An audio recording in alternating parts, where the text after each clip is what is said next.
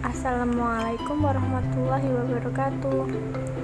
Perkenalkan, nama saya Elmi Restu Aprilia dari SMA Negeri 2 Wates, kelas 12 IPS 2. Di sini aku akan menjelaskan mengenai materi tentang sejarah. Dalam kesempatan ini, aku akan menjelaskan mengenai perkembangan iptek di era globalisasi dan dampaknya. Apa sih globalisasi dan iptek itu? Baiklah, yang pertama aku akan menjelaskan mengenai globalisasi. Globalisasi yaitu perubahan sosial dengan bertambahnya keterkaitan masyarakat dan elemennya yang terjadi akibat transkulturasi dan perkembangan teknologi. Sedangkan iptek yaitu akronim dari ilmu pengetahuan dan teknologi.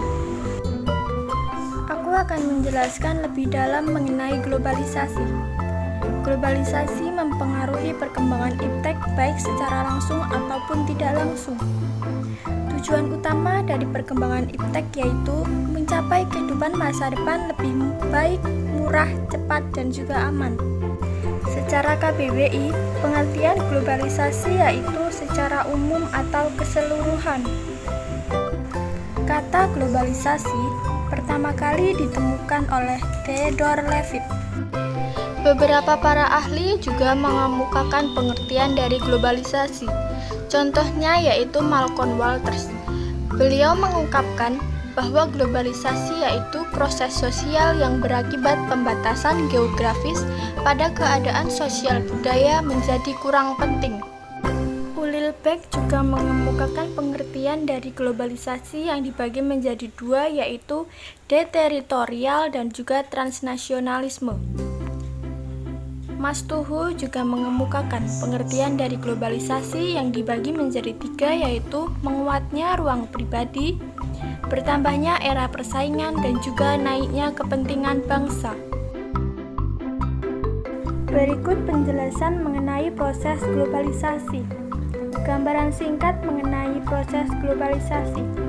Menurut Anthony Giddens, dibagi menjadi tiga, yaitu kaum skeptis, kaum hiperglobalistis, dan juga kaum transformatis. Kaum skeptis menganggap bahwa globalisasi hanya omong kosong dan bukan hal yang baru. Kaum hiperglobalistis menganggap bahwa globalisasi itu nyata dan luar biasa. Sedangkan kaum transformatif menganggap bahwa globalisasi dapat mengubah negaranya menjadi lebih baik. Selanjutnya yaitu mengenai fenomena globalisasi yang dibagi menjadi 5. Yang pertama, arus etnis, yaitu ditandai dengan mobilitas atau perpindahan manusia. Yang kedua, arus teknologi yang ditandai dengan mobilitas atau perkembangan teknologi. Yang ketiga yaitu arus keuangan yang ditandai dengan tingginya instansi pembelian online dan lain-lain. Yang keempat, arus media yang ditandai dengan mobilitas informasi. Yang kelima yaitu arus ide yang ditandai dengan semakin derasnya nilai baru. Masuklah kita pada materi mengenai aspek globalisasi yang dikemukakan oleh dua ahli, yaitu Baharudin Darus dan juga menurut Muhtahrom. Menurut Baharudin Darus dibagi menjadi 5, yaitu informasi, komunikasi, ekonomi dan perdagangan, gaya hidup, pola konsumsi, budaya dan kesadaran, media massa dan elektronik, serta politik dan wawasan. Sedangkan menurut Muhtahrom dibagi menjadi 7, yaitu globalisasi informasi dan komunikasi, globalisasi ekonomi, hukum, politik, ilmu pengetahuan, budaya, serta agama. Setelah menjelaskan mengenai globalisasi, kali ini aku akan menjelaskan mengenai iptek. Iptek yaitu suatu sumber informasi yang dapat meningkatkan pengetahuan ataupun wawasan seseorang di bidang teknologi. Ilmu pengetahuan dan teknologi saling terkait, sebab dengan ilmu pengetahuan teknologilah tercipta. Berikutnya yaitu mengenai contoh peralatan yang mengalami perkembangan teknologi. Salah satunya yaitu sarana transportasi yang dibagi menjadi transportasi darat, laut, dan juga udara. Kita mulai dari transportasi darat. Bermula ketika James Watt menemukan mesin uap, sehingga terciptalah sarana transportasi darat seperti kereta, mobil, motor, dan lain-lain. Kemudian selanjutnya yaitu transportasi laut. Contohnya yaitu kapal laut. Kapal ini sangat penting dalam aktivitas hubungan antara masyarakat dan pulau yang satu dengan pulau yang lain. Selanjutnya yaitu transportasi udara dengan contoh pesawat. Pertama kali dibawa ke Indonesia oleh B.J. Habibie, yang kemudian berkembang menjadi PT Dirgantara.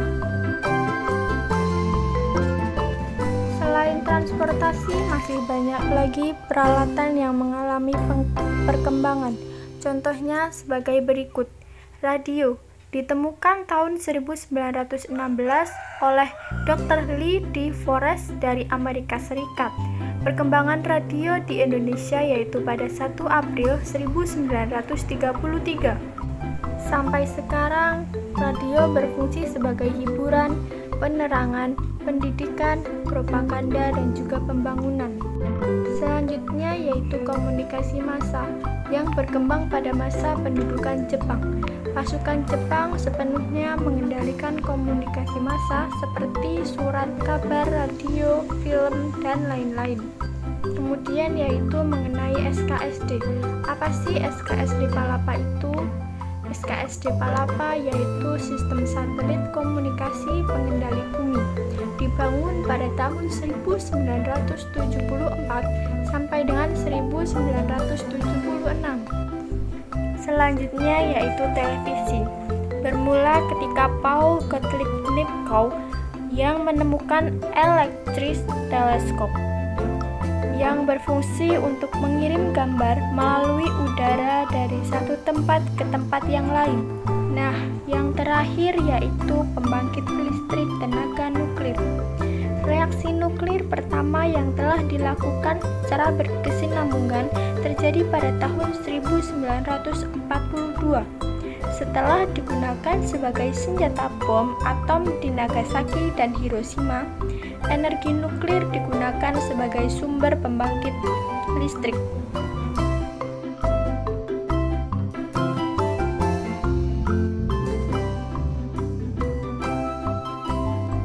Selanjutnya kita akan membahas mengenai pengaruh penemuan iptek di era globalisasi. Menurut Tiller, dibagi menjadi 3, yaitu bidang ekonomi, politik dan keamanan, serta sosial budaya. Dalam bidang ekonomi, pengaruhnya yaitu meliputi menguntungkan negara maju, lahirnya perusahaan raksasa, serta menurunnya nilai tukar ekspor terhadap impor barang manufaktur. Kemudian dalam bidang politik dan keamanan yaitu meliputi munculnya tim pemantau independen dalam proses pembentukan pemerintah suatu negara dan munculnya kekuatan politik dalam negeri yang dipengaruhi oleh kekuatan global. Kemudian dalam bidang sosial budaya meliputi tidak dikelolanya budaya dengan baik sehingga menimbulkan konflik. Yang kedua, globalisasi budaya mengakibatkan pergeseran nilai norma masyarakat serta melemahnya keagamaan karena arus informasi yang mementingkan duniawi. Setelah mempelajari mengenai pengaruh, kali ini kita akan mempelajari mengenai dampak yang dibagi menjadi 2 yaitu dampak positif dan juga dampak negatif. Yang pertama mengenai informasi komunikasi. Dampak positifnya yaitu mudah cepat dalam memperoleh informasi yang akurat, dapat berkomunikasi jarak jauh, serta mendapatkan layanan bank dengan mudah. Sedangkan dampak negatifnya yaitu menyalahgunakan jasa informasi, kerahasiaan alat tes terancam, serta kecemasan teknologi, seperti kehilangan file karena virus di komputer. Selanjutnya, dampak dalam bidang pendidikan. Dampak positif meliputi media massa sebagai tambahan sumber ilmu pengetahuan, kebutuhan fasilitas pendidikan cepat terpenuhi, sistem pembelajaran tidak harus tatap muka, dan teknologi memudahkan pengolahan data. Sedangkan dalam dampak negatif, yaitu kerahasiaan alat tes terancam, penyalahgunaan pengetahuan bagi orang tertentu, serta siswa menjadi malas karena media sosial. Selanjutnya, dampak ekonomi industri. Dampak positif yaitu pertumbuhan ekonomi semakin tinggi, terjadinya industrialisasi, penambahan skill dan pengetahuan karena persaingan tenaga kerja semakin ketat, serta produktivitas dunia industri meningkat. Sedangkan dalam dampak negatif yaitu adanya pengangguran karena kurangnya kualifikasi SDM, serta sifat konsumtif yang berlebihan. Selanjutnya, dampak dalam bidang politik. Dampak positif meliputi timbul kelas menengah baru yang menuntut kebebasan politik dan berpendapat. Proses politik segenerasi yang berakibatkan kebebasan dan persamaan semakin ketat. Kemudian berkembang regionalisme sehingga melahirkan kekuatan ekonomi baru. Sedangkan dampak negatifnya yaitu masuknya nilai politik luar negeri yang berakibat lunturnya semangat kekeluargaan, musyawarah, mufakat, dan gotong royong. Dan yang terakhir yaitu dampak dalam bidang sosial budaya. Dampak positif meliputi meningkatnya rasa percaya diri dan ketahanan diri, persamaan derajat laki-laki dan wanita, serta tekanan dan kompetisi yang melahirkan generasi pekerja keras.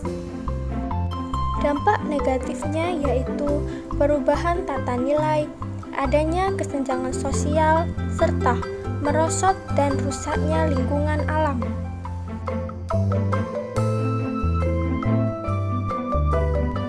Sekian saja yang dapat saya sampaikan. Kurang lebihnya saya mohon maaf. Wabillahi taufiq wa hidayah. Wassalamualaikum warahmatullahi wabarakatuh. Terima kasih.